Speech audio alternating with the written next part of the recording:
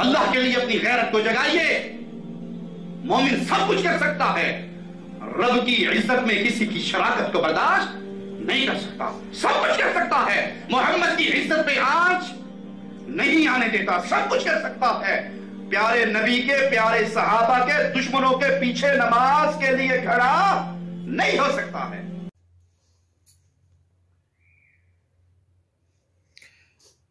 جی زک بھائی، یہ ایک کوشچن ہے کہ یہ وہابی ہمیں گستاخ رسول صلی اللہ علیہ وآلہ وسلم کہتے ہیں، اس کی کیا وجہ ہے؟ نعوذ باللہ من ذالک. پہلی بات تو ہم یہ کہیں گے کہ ایسی کون سی توہین رسالت کی ہے ہم نے جس بنا پہ ہمیں گستاخ رسول صلی اللہ علیہ وسلم ڈکلیئر کیا جا رہا ہے. ان وچ کانٹیکسٹ ہم نے رسول خدا صلی اللہ علیہ وسلم کی احادیث کا انکار کیا، احکام کا کیا، یا پھر کوئی ایسا مسئلہ جس میں اختیار رسول صلی اللہ علیہ وسلم کا انکار کیا ہو، جبکہ ان کی اپنی کتابیں برادر گستاخی رسول صلی اللہ علیہ وسلم سے بالکل بھری ہوئی ہیں، بالخصوص ان مولوی حضرات کی جو ان کے ہاں مناظرے کی فیلڈ میں اکابرین رہے ہیں.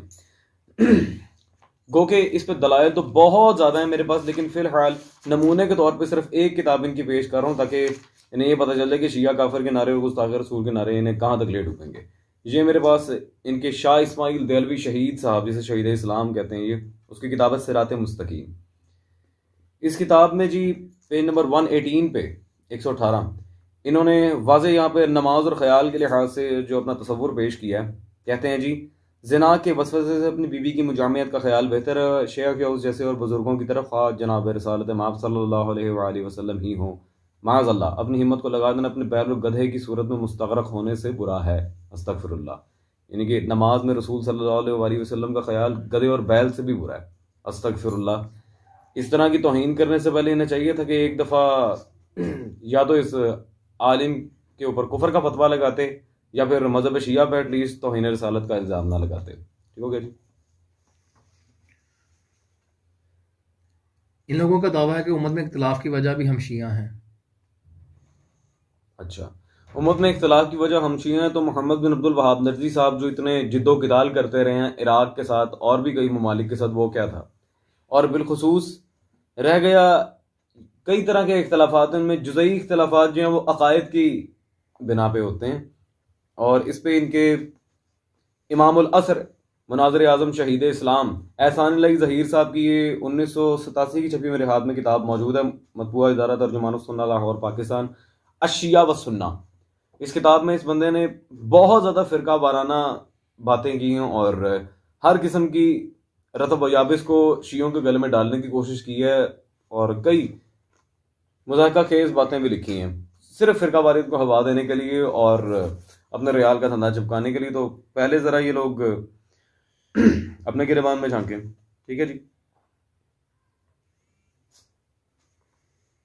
اور یہ بہت اور بھی بہت سی عجیب سی باتیں کرتے ہیں کہ شیعہ حضرات جو ہیں اپنی کتابوں کی عبارتوں سے بھاگتے ہیں، اس کے منکر ہیں. اچھا جی، پہلی بات تو یہ ان باتوں کا ہم نے کئی دفعہ جواب بھی دیا ہے. اس حقیر کی باقاعدہ اپنی ویڈیوز میں کئی دفعہ ان کی دیے گئے دلائل پہ ایک ایک راوی پہ ہم نے بات کی ہے، ان کے متن کے لحاظ سے، سند کے لحاظ سے، کتاب کے لحاظ سے، وثاقت کے لحاظ سے، جرح کے لحاظ سے، تعدیل کے لحاظ سے، یعنی کہ تمام فنی علوم کو سامنے رکھتے ہوئے. خیر، اس کا ایک مختصر سا جواب میں ان حضرات کی خدمت میں رکھ دوں تاکہ کل کو اس عجیب و غریب قسم کے الزام کی بھی تلافی ہو سکے. یہ میرے ہاتھ میں علامہ ارتضیٰ بن رضا نواز پوری رحمۃ اللہ علیہ کی کتاب موجود ہے، تاریخ بنی ہاشم. یہ اس کی 3ری جلد ہے، مطبوعہ مکتبہ شہباز کراچی. 3ری جلد میں صفحہ نمبر 278 پہ اسی عجیب و غریب اعتراض کا جواب دیتے ہوئے وہ لکھتے ہیں، بنی ہاشم کی تحقیر و تذلیل کی غرض سے بیان کردہ موضوع روایات، اس پہ ذرا غور رہے، موضوع روایات کو ہمارے لکھنے والے بھی بلا کسی تحقیق و جستجو کے نقل کرتے رہتے ہیں، جس کا لازمی نتیجہ یہ ہوتا ہے کہ ایسے بیانات سے نہ صرف یہ کہ بنی ہاشم کے افراد کی باہمی چپکلش کی شواہد فراہم ہوتے ہیں، بلکہ حضرات ائمہ طاہرین صلوات اللہ علیہ مجمعین کی مخالفت کا جواز بھی میسر آتا ہے. وہ کہتے ہیں کہ ہمارے علماء اعلام نے کچھ سیلف فیبریکیٹڈ نریشنز، موضوع روایات یعنی جعلی روایات کو بلا تحقیق و جستجو کے نقل کر دیا، اس پہ کوئی نتیجہ گیری نہیں کی، نہ اس کے روات اور متن کے لحاظ سے کوئی تفصیلاً بحث کی ہے. تو ایسی روایات جنہیں ہمارے علماء رد کر چکے ہیں، یہ کہتے ہیں ہم جان چھڑواتے ہیں. ان بیچاروں کو چاہیے پہلے اپنی تحقیق کا پلہ ذرا بھاری کریں، اس کے بعد جا کے اس طرح کے الزامات لگائیں مذہب شیعہ پہ. زرق بھائی میرا آپ سے ایک سوال ہے کہ یہ لوگ شیعہ مشرک شیعہ کافر کے نعرے مارتے ہیں، اس کی کیا وجہ ہے؟ کیونکہ ان بیچاروں کو نہ تو ہمارے مسلمات نہ ہماری شیعہ ابجد کے بارے میں کچھ پتہ ہے. یہ اپنے عقائد کے تھرو ہمیں کافر اور مشرک کہہ رہے ہوتے ہیں جو ان کے علماء نے سو کال عقائد نے دیے ہیں، بالخصوص ابن تیمیہ، ابن کثیر، ابن قیم الحنبلی جیسے مولوی حضرات یا ثناء اللہ امرتسری، نذیر حسین دہلوی وغیرہ. خیر ہمیں کافر و مشرک یہ اس بنا پہ کہتے ہیں کہ جی جس طرح اشیاء و سنہ میں احسان اللہ ظہیر صاحب نے لکھا کہ جی یہ اپنے آئمہ کے اندر خدائی صفات کا دعویٰ کرتے ہیں، یہ وہ لہٰذا یہ مشرک ہیں. جبکہ خود میں کہتا ہوں انہیں پہلے اپنے گھر کی طرف جھانک کے دیکھنا چاہیے تھا کہ آیا ان لوگوں کے یہاں کیا ایسے عقائد ہیں. ہمارا یہ دعویٰ ائمہ اہل بیت صلوات اللہ علیہ مجمعین کے لحاظ سے ہے تو ہم مشرک ہیں جی. انہوں نے خود کیا کیا جی، یہ ان کی شافات قرآن کمپلیکس سے چھپی تفسیر ہے جو یہ مفت بانٹتے ہیں جی حاجیوں کو، سعودی عرب والے. اس میں انہوں نے صفحہ نمبر 1729 پہ سورہ والتین کی چوتھی جو آیت ہے، لقد خلقنا الانسان فی احسن تقویم، کہ ہم نے انسان کو بہترین سانچے میں خلق کیا، اس کی تفسیر میں لکھتے ہیں جی دراصل یہ انسان اللہ کی قدرت کا مظہر اور اس کا پرتاؤ ہے، اس کا سایہ. اچھا ہم ائمہ اہل بیت صلوات اللہ علیہ مجمعین کو اگر مظہر احدیت خدا کہتے ہیں تو یہ شرک و کفر کی پوری مشینیں چل جاتی ہیں ماشاءاللہ فتویٰ بازی کی. اور یہاں پہ عام انسان، عام یہ ماشاءاللہ وابی بوتیاں ان کے بارے میں کہہ رہے ہیں کہ وہ اللہ کا پرتاؤ ہے، اس کا سایہ ہے، استغفر اللہ. ہم اگر مشرک ہیں اور ہم اگر جہنم میں جائیں گے تو پھر یہ تو ہمارے چیئرمین ہوئے نا، آگے آگے سے پیچھے پیچھے. ٹھیک ہو گیا جی. اور اس کے ساتھ یہ توہین خلفائے راشدین کا الزام بھی لگاتے ہیں اور کافر کہتے ہیں. واہ توہین خلفائے راشدین، میں صدقے جاؤں. ان سے کہیں بھائی جان پہلے آپ خدا کا نام ہے جن خلفائے راشدین کی بات کر رہے ہیں پہلے انہیں خلیفہ راشد ثابت تو کریں. خیر پہلی بات تو ہم انہیں ذرا الزامی جواب دے دیں اس بارے میں کہ آپ کیا باتیں کر رہے ہیں اور آپ کے ائمہ نے خود خلفاء کا کیا بیان لکھا ہے. اس کے بعد توہین آمیز عبارت بھی دکھائیں گے.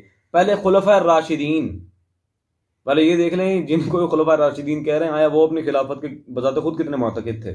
یہ میرے ہاتھ میں ان کے امام ابن اثیر جزری المتوفی 630 ہجری کی کتاب موجودہ مطبوعہ نفیس اکیڈمی الکامل فی التاریخ، اس کی جی جلد نمبر 2 میں صفحہ نمبر 220 میں سقیفے کی کاروائی میں حضرت ابوبکر کی تقریر انہوں نے لکھی ہے جی ابن اثیر جزری نے. کہتے ہیں اس طرح وہ پہلے لوگ ہیں جنہوں نے اس زمین میں اللہ کی عبادت کی، اللہ اور اس کے رسول صلی اللہ علیہ وسلم پر ایمان لائے، وہ رسول صلی اللہ علیہ وسلم کے ولی اور خاندان والے ہیں، خاندان والے باہر والے نہیں. ان کے بعد اس منصب امارت یعنی کہ خلافت کے سب کے مقابلے میں وہی زیادہ مستحق ہیں. اور میں سمجھتا ہوں، یہ حضرت خود فرما رہے ہیں، میں سمجھتا ہوں کہ ان کے اس حق میں سوائے ظالم کے اور کوئی ان سے تنازع نہیں کرے گا. سبحان اللہ. حضرت ابوبکر نے خود تسلیم کر دیا کہ خلافت فقط اور فقط بنی ہاشم کا حق تھا اور ان سے کوئی تنازع یعنی کہ لڑائی جھگڑا یا اختلاف نہیں کرے گا ما سوائے اس کے جو ظالم ہو. اب ایک الزامی سوال ہم کہہ سکتے ہیں، جواب تو ہم نے دے دیا، اب سوال ان کے اوپر ہم ایک قرض چھوڑتے ہیں. آپ ظالم ہیں، آپ کے امام ابن اثیر جزری ظالم ہیں یا پھر خلیفہ اول؟ اس کا جواب دینا ان پر لازم ہے. رہ گئی یہ بات ویر جی کے خلفۂ راشدین کی توہین کرتے ہیں جی شیعہ، تو میں پہلی بات تو یہ وہ خلیفہ راشد جتنے کے ابن اثیر نے بتا دیا. آئیں ذرا اب وہابی علماء کی طرف چلتے ہیں اور یہ دیکھتے ہیں کہ انہوں نے اپنی کتاب میں کیا ماشاءاللہ فضائل بیان کیے. یہ ان کے وحید الزمان صاحب، نواب وحید الزمان کی کتاب اللغات الحدیث، یہ 4 جلدوں میں، اس کی جلد نمبر اول ہے میرے پاس، نعمانی کتب خانہ سے چھپی ہے جی. مولوی وحید الزمان صاحب نے اس میں صفحہ نمبر 133 میں حضرت عمر کی تاریخ کا ایک چھوٹا سا حصہ لکھا ہے اور کہتے ہیں جی حضرت عمر جاہلیت کے زمانہ میں دلالی کا پیشہ کرتے تھے. اللہ اکبر کبیرہ. زمانہ جاہلیت میں دلالی کا پیشہ کرتے تھے ماشاءاللہ. یہ دیکھ لیں، یہ پھر احترام ہے ان کے نظر. آپ خود حضرت عمر کو دلال لکھا ہے اور آگے بل ہمارے نام کا پھاڑنا ہے. خیر پھر آگے نیا ڈرامہ ان کا شروع ہوتا ہے جی. یہ وحید الزمان متنازع شخصیت علماء اہل حدیث سے مانتے نہیں ہیں، انکاری ہو جاتے ہیں. حالانکہ دنیا میں سب سے پہلے بخاری و مسلم کا اردو میں ترجمہ اس عالم نے کیا ہے.